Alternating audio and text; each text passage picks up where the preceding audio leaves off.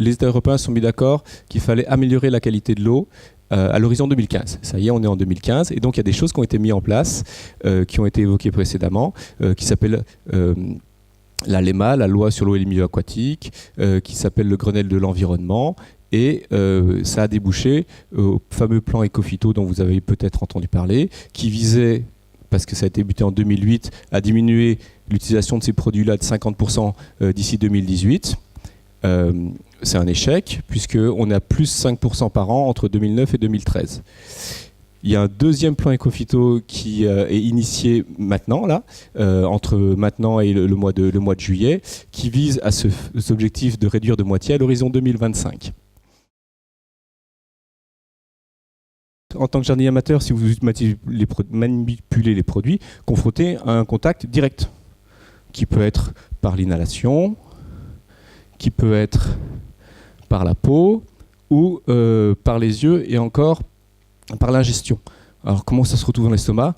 C'est tout simplement quand vous mettez les doigts à proximité des lèvres sans même y prendre garde. Comment ça se trouve dans les yeux? C'est parce que le jour où vous traitez, il peut faire un peu chaud, et puis on enlève un peu de sueur, et puis ça se retrouve dans les yeux. L'entrée principale, c'est la peau, largement devant les autres. Et l'entrée principale par la peau, largement devant les autres, c'est par les mains.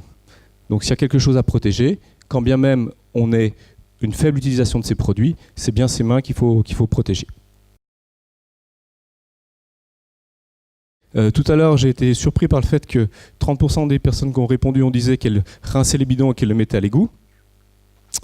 Le mettre à l'égout, c'est comme si elles le mettaient à la rivière directement. Ça revient, pour ainsi dire, au même. Donc, les principaux, on vise la feuille, on vise une cible, un insecte. Derrière, si jamais c'est raté, eh ben, on a une pollution par ruissellement ou par infiltration. Et c'est comme ça, ou voire par... et c'est comme ça qu'on se retrouve avec des eaux de surface et des eaux souterraines qui peuvent être contaminées. Alors contaminées de deux façons. Ponctuelle, ça veut dire par exemple que je rince mon bidon dans l'évier. Ça, c'est ce qu'on appelle une pollution ponctuelle. Et une pollution diffuse, c'est à force de mettre toujours le produit sur la même parcelle, et ben, petit à petit, année après année, il y a une pollution dite diffuse qui s'installe dans le temps. Il ne faut pas beaucoup de phyto pour avoir un impact sur la qualité de l'eau. 0,1 microgramme par litre. C'est la limite maximale pour que l'eau soit considérée comme potable dans l'Union européenne. L'eau de consommation. Ça nous correspond à 1 gramme de substance active dans 10 millions de litres d'eau. Ça correspond à 1 gramme dans un ruisseau de 1 mètre de large, de 1 mètre de profondeur, sur 10 km. C'est vraiment peu de substance pour polluer une grande quantité d'eau. Quelques éléments de bon sens par rapport à la nature des produits. C'est d'éviter de traiter quand il y a un grand soleil qui fait chaud, parce que derrière votre bouillie, elle va s'évaporer très rapidement, et donc derrière on a un manque d'efficacité, on perd des produits. C'est d'éviter quand il pleut également, puisque ça c'est le ruissellement. Loin des points d'eau et des zones humides, vous avez compris pourquoi. Les doses, si elles sont indiquées, c'est parce que ça a été calculé pour que ça fonctionne comme ça. Ça ne sert à rien d'en mettre 2, 3, 4 fois la dose. C'est pas utile. Et puis les eaux de rinçage, une fois que vous avez rincé, elles se mettent sur la partie que vous avez traitée. Et pas ailleurs. Voilà les quelques conseils que je pourrais vous donner à ce sujet.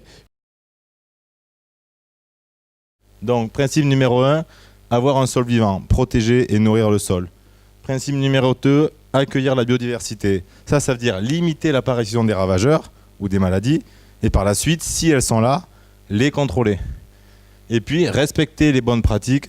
Donc, même avec des produits bio, entre guillemets, vous me donnez l'armada des produits tamponnés AB dans une jardinerie, on éradique la vie dans les jardins, quoi, mal utilisé. Donc, ne traitez que si besoin, et comme disait la diapo de Gilles à la fin, acceptez un peu le partage. Tous les sols ne sont pas égaux. Il y en a certains qui vont bien retenir l'eau, il y en a certains qui ne vont pas bien la retenir, il y en a certains qui vont retenir la matière organique, il y en a certains qui vont former des croûtes en surface, il y en a certains qui ne vont pas retenir la matière organique. Et donc, vous allez avoir des pratiques culturales différentes selon votre type de sol.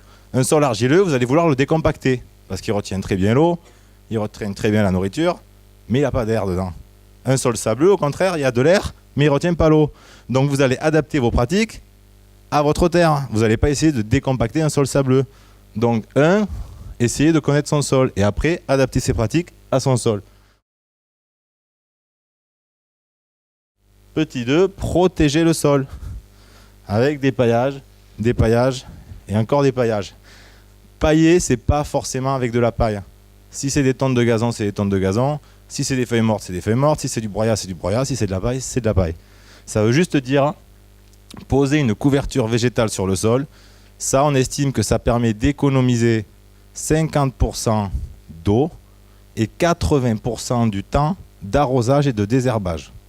D'accord ? En gros, vous posez un paillage, vous gardez l'humidité en dessous, vous empêchez toutes les petites graines qui arrivent sur le paillage, elles ne peuvent pas germer, et donc du coup, vous désherbez plus, ou moins, et vous arrosez beaucoup moins. Okay ? Donc vous gagnez du temps. On le protège, on le travaille comme il faut, et on le nourrit. On le nourrit avec du compost, avec du fumier, avec des engrais verts, avec ce que vous voulez. Ne laissez jamais un sol nu, et nourrissez-le. On nourrit le sol qui nourrit les plantes. On ne nourrit pas directement la plante. J'accueille la biodiversité. Alors, la biodiversité, il y a la biodiversité animale et la biodiversité végétale. Pourquoi j'accueille la biodiversité ? Pour assurer la pollinisation, pour limiter les populations de ravageurs, parce que je veux attirer les prédateurs de mes ravageurs, pour avoir un sol fertile, parce que les vers de terre, c'est vraiment les jardiniers de l'ombre. Hein.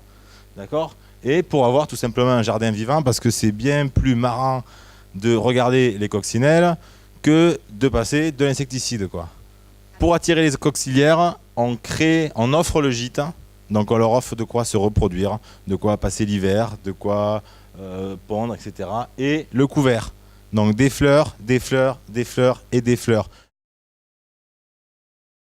Faites tourner les cultures, d'autant plus quand vous avez des ravageurs.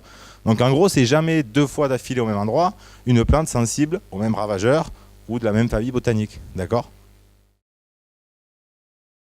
Et puis n'arrosez pas ni en pleine journée, ni sur les feuilles, parce que ça, on a vu dans le film, là, c'était pourri de mildiou, quoi. Les tomates, c'était le carnage. Pourquoi ? Tout simplement, c'est quand il pleut, ça mouille les feuilles, ça fait de l'humidité sur les feuilles. Quand vous arrosez sur les feuilles, c'est pareil. Vous créez de l'humidité, vous créez des conditions favorables aux maladies cryptogamiques, aux champignons, et après ne vous étonnez pas d'avoir du mildiou, du l'oïdium et compagnie. Ça fait aussi partie des bonnes pratiques pour ne pas avoir de problème au jardin.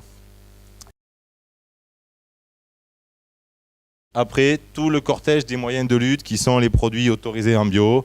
On est toujours dans le prévenir plutôt que guérir, poser des filets, des pièges, les petits produits maison, les purins, le savon noir, et puis après tout le cortège d'apports de produits autorisés en bio, le ferramol, la bouillie bordelaise, etc. Une fois de plus, si vous devez les utiliser, respectez les doses, parce que vous pouvez éradiquer la vie dans vos jardins, même avec des trucs tamponnés AB.